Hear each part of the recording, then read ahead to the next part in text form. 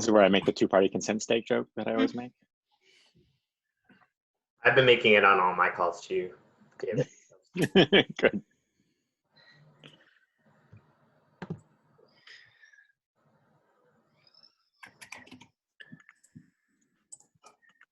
Noticing an important quality check. So Charlotte's been doing some checking of the housing TRO, and there were a number of things on the forum that weren't checked that should have been. Ah, good. That's a check I wasn't doing. It's good to pass on to someone else if we can. Yes. Yeah, there's a lot of, I mean, I'm still bothered, Quentin, by not understanding why that checkbox only worked after we remade the field. And it was exactly the same. Exactly the same. I mean, that obviously wasn't exactly the same, but it might have been. David, one time I was working on a project that Quentin was helping me with where the signature field would just get rotated at 90 degrees in one PDF, but not the other. And Interesting. I couldn't figure it out. Couldn't figure it out why that was happening. I guess you could say it took a wrong turn. It did. So I'm just really glad that hasn't happened yet. If your signature fields start turning 90 degrees or 270 degrees, which is your computer is cursed and you should just give up. That's what I did. All right. Well, I think it's probably us, so why don't you take us away? Matt and Maeve. Ooh, the nice alliteration of the team there. I'd never noticed that. It's good, Fuzz. Maeve and Matt. Matt and Maeve. Okay. So I was talking with Maeve a little bit this morning morning for me, evening/late afternoon for Maeve, on Slack, and we agree that largely it seems like things are being pushed through pretty quick on the early part of the pipeline, and that the bottleneck right now is coding. The table I was on just... Maeve, want to take over for a minute? Okay, yeah, I got this. Okay. So we're just talking about the fact that the labeling and the adding of fields is going relatively well, and it's mainly the bottleneck is at the coding stage. So if we can try and get more volunteers onto the adding of labels, because that's the part that we kind of have down, and then try and figure out how we're going to solve that bottleneck when it comes to coding. I don't know what else we wanted to say on that. Let me just open up the Slack quickly. I think only that, like, if you're a person who's primarily working on labeling and maybe an SME, I don't know, you folks can speak to me more on that, Kate and Caroline, that it might be, it might not look like there's a ton of activity going on right now. And actually, those of us who are seeing kind of the project from a more zoomed out level, I think are realizing that things are actually really starting to pick up speed now. It's quite the opposite. So it might be, Maeve and I were thinking about trying to message that. And I guess we're open to ideas on how to keep people engaged, because I think if David was saying that the courts are responding positively, that'll mean that there ends up being more work, and then we want to have this pool of volunteers. Just to speak to that point that Matt's talking about, we basically, when people are so involved in one aspect, they kind of lose a view of what's happening in the greater scheme of things, and they might feel like they're not making progress, or, you know, I think it's just important, almost like a morale boost, to maybe drop a line in the channel, because not everyone joins these calls, so they can't join these calls. So just letting people know who aren't involved in the calls that their work is really valued, and that it is actually, we are making progress. Like, for example, with the TRO, Quinton, I think that was a big, win, that we've gotten that far on that. And then also with the 209A. So if, but maybe between Matt and I, we could just draft like 3 or 4 lines and just say, like, guys, thank you so much for all your help. Like, especially I noticed last night with Mackenzie and Emma, even though Emma's like on European time, she jumped in and helped with that translation. We are seeing really great stuff from volunteers. And I think it's just important to keep everybody like in the loop and let them know that we're moving forward, and that, yeah. Do you think just reporting to Slack occasionally what stage I mean, they can see it in the Trello cards, but just, I mean, it sounded a little bit like you were saying the SMEs, it sounded a little bit like you were saying that people like me were concerned that it was slowing down. I feel like I'm causing a bottleneck. So I'm hoping you're not thinking I'm one of those people. It sounds more like you're talking about the labeling people and the volunteers. Yeah, I had only made that comment. I actually had not thought that, Caroline, but I made the comment in case I was reading the situation wrong. You made the comment. I made the comment that maybe SMEs are feeling that way in case Oh. I was reading the situation wrong. And I think they're all, It's great. yeah. Also, I think there are some SMEs who are sort of waiting in the wings, ready for something to do. And so I'm actually trying to bring some of those people who have been sort of in a constellation of emails into the Slack channel. So we can actually, I hope Maeve's okay. It looked like she responded in pain to something. my cough just cramped there. It was so... Okay. Everyone, you're having, I was afraid tables were falling on people everywhere. I should step back. It's dangerous. To be clear, this is a design feature of this table. So Is it one of those like a coffee table that comes up to a? Yeah, it folds. It like folds down. So It's timed, right? So you're not sedentary for too long. maybe. That's right. It's the sitting squatting desk. Right. All right, that got away from us. Where And David, just to like even people who if we, I think even with SMEs who aren't like into the idea of being on Slack all the time, Mhm. we've had success with some of those, and maybe this is just a way to message them. Like if you're just on Slack so we can schedule a call with you, Yeah. that's the easiest. And then, I feel like, we worked with Jen Howard yesterday who rates herself very low in terms of tech skills, but has a lot of insight. And I think she had a good experience yesterday. Slack is really intimidating. Yeah. It really and is. Trello.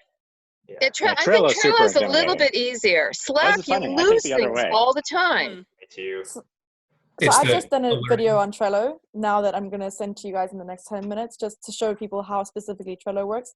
And then I've sourced some Slack guides that Slack actually produced, and like 5-minute videos that they've done, just so that people who are intimidated by either of those two will know how to start on those. Because it took me, a week to figure it out. It wasn't a long time to figure out how to use them. It was just getting those resources. So I think if we have them all in one place, it'll help. I'll You go still into the can't handbook, figure out right? Slack. But also maybe I was thinking, if because Slack is a lot for people to get involved in, especially if they've got full-time day jobs, they don't have time to commit to figuring out how to use this. Is there an email address that we could use, set up that people could email, because subject matter experts may not be comfortable, and then we lose the subject matter expert through not being accessible? That's a great idea. Yeah. So I'm happy to monitor an email account, and we'll Yeah, just we'll- add that into the, because I always end the videos now with like, contact me and Matt on Slack, or you Yeah. can email. we are trying to set up a project email account. Right now, I'm still waiting to hear back from IT about it, but right now I was just going to use the labs. We have a lab email account. The Lit Lab at Suffolk. Yeah, litlab at suffolk.edu. I was going to start using that, and I'm not sure we can provide access to someone outside of the Suffolk credentials, but I can forward things to you. I can set up Just set up automatic forwarding. Yeah. And that'll be used for like error reports too. So maybe it's good to have another email, which should we just set it up at suffolklitlab.org? Yeah, we could have the subject matter experts do the Lit Lab. So right now, everyone's going to do the Lit Lab because that's what I'm going to put on the web until we have the email. But we could give the subject matter experts the Lit Lab email, and then once we get the new email, make that just the one on the web page. On all the documents that I'm producing now, I always just say like, this is the process, like as at whatever date I'm creating them on, because Yeah, that's good. it's going to be changing. Yeah, and it's important to know how long. Wait, when was this written? Do you think also in terms of some of the things that are pinned, like I'm always a teeny bit late because I'm always trying to figure out Slack, trying to figure out where that Zoom link is, even though it's the same one now. And I even started, I can't figure out how to get to my stars. So it's always taking me a little bit. So I sometimes I think you've got the resources in the first list on the Trello,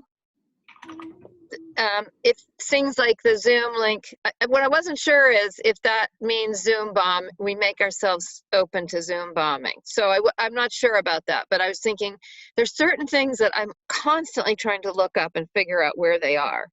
And I was thinking about putting some of those, whether be those should huge, go in yeah. your resources list. Definitely. Yeah. So things like the weekly or the daily meeting, YouTube, I want to have a card for that. Yeah. And then also maybe Karen, when you think of something that you're just trying to find all the time, could you just drop me a line and then I'll make a card for that and just, try and get, because that's the idea, is we want all the resources to be easily accessible. Like I always find myself looking for the link for the daily stand-ups. Yeah. Oh, it's Yeah, that's why what I can't was I find it? Yeah. This is where I'm going to resist saying, oh, but the pinned feature in Slack. No, I pinned it. I can't find it. I can't get back to my pins. I see it when I don't need it. And now, even now, it's like, where is this? Oh, now I see where it is. Okay. I just forget. Probably because I'm Pins pinned. are for everyone, by the way, Caroline. It's not Yeah. just for you when you pin it. Sorry? It pins it to the channel for everyone. For everyone. I know. I don't want to do that. I had some starred ones. I know. I mean, I do think the Zoom thing should be pinned for everybody. Yeah. Unless you're worried about it being public. That's Well, no, but being pinned is, if someone gets into the Slack channel, then they've got it. And if we have to, we'll set up a waiting room or something. okay. All right. So I do think that should be pinned, but I also starred it, and I don't know where my starred things are. Well, I think we'll get it in the handbook or in the documents Yeah. that are all referenced from the handbook. Yeah. Not everything has to be Basically, in one document. What I have now is basically like just a group of the resources, and then it's primarily something that is you able to find the resources easily from, and then it's also just an overview of the workflow that we have at the moment, and the links to the different tutorials that I've done. I feel like something happened where everyone's just looking somewhere else. What is Sorry, going my on? son is showing me It's something. moving around, just trying to check on them. Yeah, Are there things that we need to have available as tasks for people who have different kinds of skills than labeling, or do we run out of? Okay, because there are some that I think are just, we need to figure out how to help people approach them. One that's really important is coming up with court selection rules, and I don't think people understood my card about it. But the idea is we have to do two things. Someone has to go through for each court and figure out, how do you figure out if this is my court? So like for Superior Court, which court do you send someone to if they want to file in the Superior Court? Which court do you send someone to if they want to file in the District Court? And then the side of that is really straightforward Python is turning that into an if statement. So I don't have knowledge of the jurisdiction. I mean, it's something that I could learn, but it's maybe a law student who is studying at Suffolk or maybe Boston, one of the universities there, who would have knowledge of that. Like, I remember my jurisdictional knowledge was just never as good as it was when I was in law school, because you just need to know that. So perhaps a law student would be best on that project, or maybe a couple of law students. And we should be we're having another law student come in, I think, who has multiple hours they need to do. So they're a good resource. So that's one thing, is identifying which courts for which jurisdictions, if that's what I understand correctly from that? Yes, that's exactly right. Yeah, and then the other part is turning that into Python statements that we can use. And I have a model that we could follow that probably someone who knows Python could look at and understand. Couldn't somebody just do it anyway? I mean, if it's already there, you just sort of figure out what the names are, or you couldn't do that? I mean, it's a lot of this stuff is just a time sink, right? Yeah. And there's stuff that only Quentin can do. So. My model is for the housing court. So we have 5 other trial court departments to make rules for. There's one that will be very hard, which is the Boston Municipal Court. I'm muted just so I can laugh. The ward maps as they existed in 1872. I think, Quentin, we could probably skip that one. There is a PDF.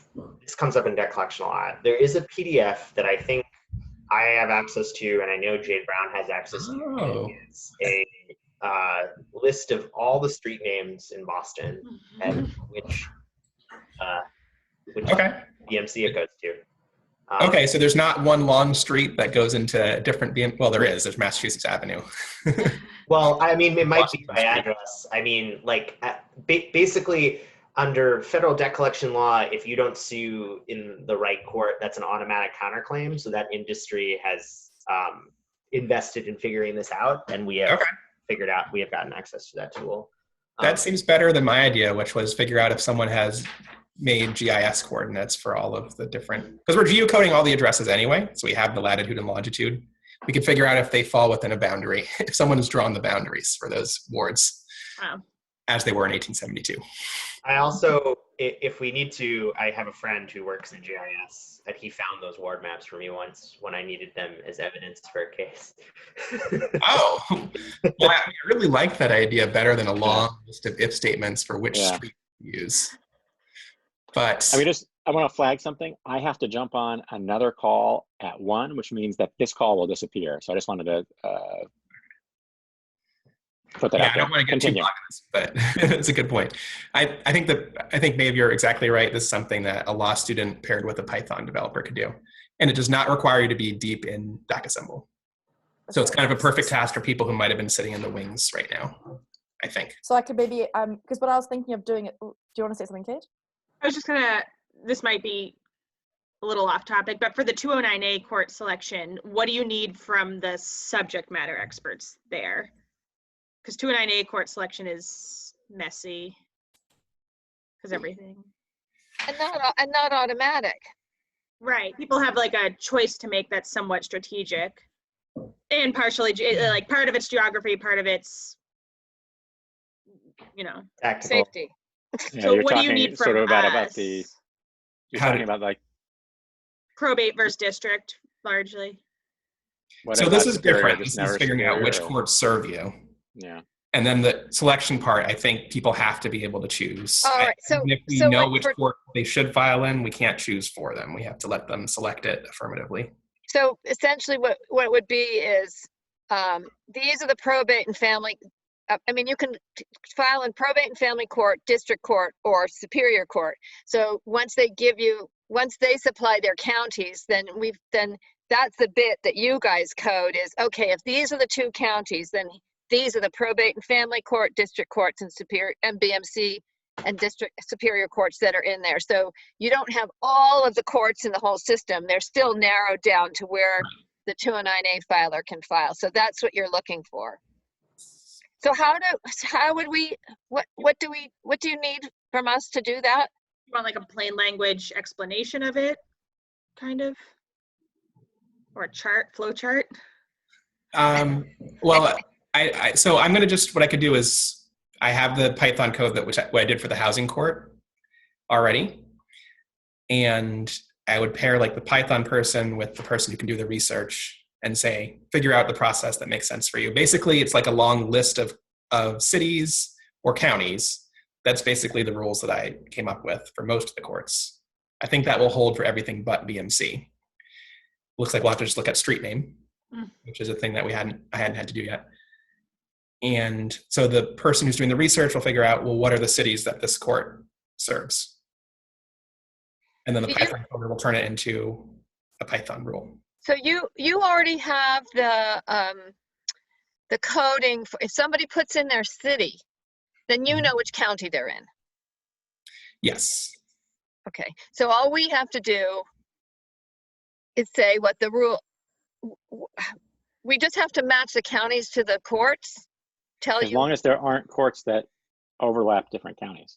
Yeah, some courts do that because, as you know, counties don't really mean very much in Massachusetts. So some courts, you look at the county, and every city in that county is served by the same court. And for some of the courts, you need to look at multiple counties. Or then it would be cities, right? And it's only some of the cities in the second county. Yeah. So it's just that rule. And then the third level of detail Matt just pointed out is you can look at street names as a third filter, which is helpful.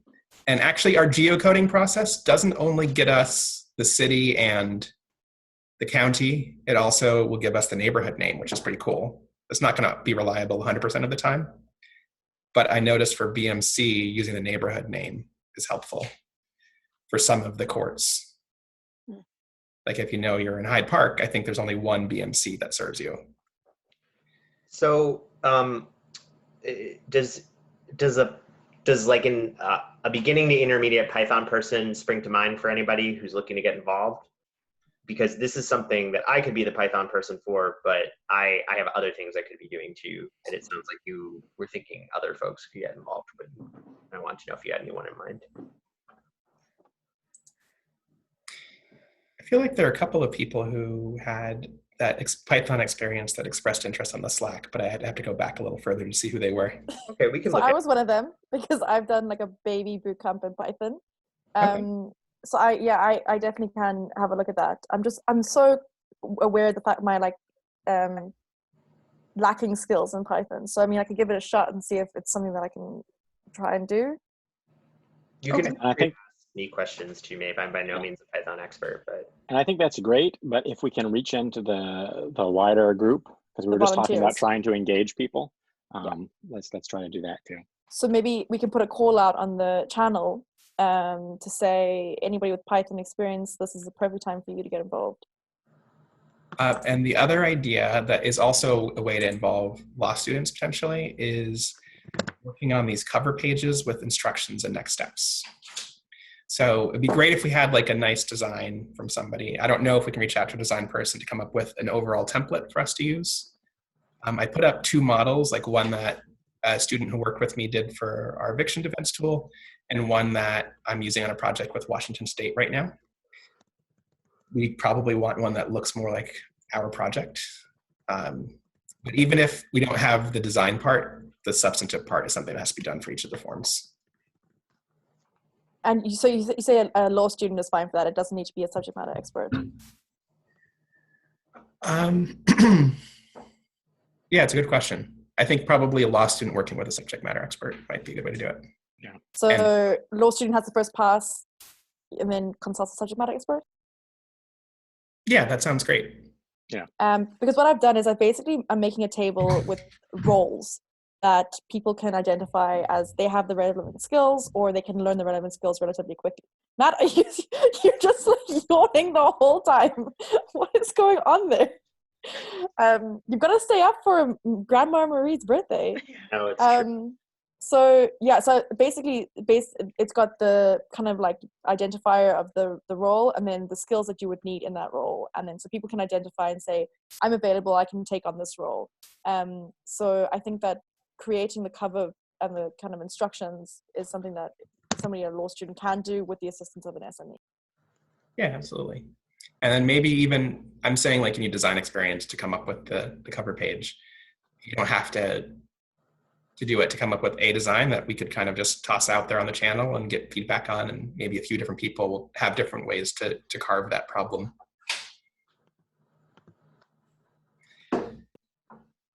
Those are my ideas for more people, things that people can do. Okay, so we reach out and ask for Python, people with very little Python experience, with basic Python experience, to maybe contact, they can contact me and Matt, and we can try and pair them up with somebody who would have the jurisdictional knowledge. And then in the interim, Matt and I will just draft like 3 or 4 lines to let people know like how great the project is going. That's great. Other than that, I mean, it's like 5:02, so David, I'm aware that you're going to have to jump on that other call. Is there any other issues that people have? I had a question, David. Since we're having problems with these Adobe Lifecycle, I realize that one solution is to print them, but you know, when you print them to PDFs, they're never as good quality as they are before you do that. Isn't that something that we could ask the court when they want us to do forms, just to ask them to send us their un-Adobe'd forms? I don't know that they have them. I bet they've started Adobe Lifecycle, and I don't think they ever intentionally turn on that weird feature where they just don't even use the extra features Adobe Lifecycle adds, but that's just the tool that they edited it in, and it makes it impossible. Well, they used to not do that. They used to do fillable PDFs. And I mean, as I said, Emily used to send them to me all the time. I don't think she's gone back to probate and family court. But I think it's worth just asking them. Yeah, so If we they- originally asked for them to provide the forms, and what we've got is a list of forms. What- So I can ask again. Yeah, I mean, because every court has a forms committee, and they also have, for the materials and stuff. And I it have may a- just be not asking the right, I mean, Well, I you have know, a you have to call go with down the Chief channel. Carey on Monday, Mhm. so I can bring that up. But I think that we need to work in the Work with space where Yeah. we think that we might not get much. They're being very helpful, but I think their bandwidth is very low. Sure. Sense. But yes, I have asked. I will ask again. Thank you. Okay, I think then that's it for today, right, Matt? Is there anything else? We'll just, Nothing on, as nothing, always, nothing from me. Slack. And people have responded nicely to the soft share that we've done. Really So I'm good. about the call I'm about to go on to is with the Access Justice Commission Task Force. So that's who I soft shared with before in anticipation of this meeting in 2 minutes. So I tell you how people respond on the call. I'm going to give you just a funny, lost it now. I just want to show you this real Alright. quick, maybe. I had it saved for you. Now I've got too many windows open. Sorry. Did you We starve? got the graph of the access to justice. Oh, the Access to Justice. And I wanted to share it with you. I've got it up here somewhere. Wait a minute. Is it here? No. All right. I was going to put it on Slack, Put but it I in the thought Slack. I saved it for this meeting and now I can't find it anywhere. All right. Okay, All right. never Thanks for your mind. call, David. Cheers. All right, I guess we're all going to sign off because you're going to use this. Yeah, when I go, it's going to go. There we go. There it is. All right. Cheers.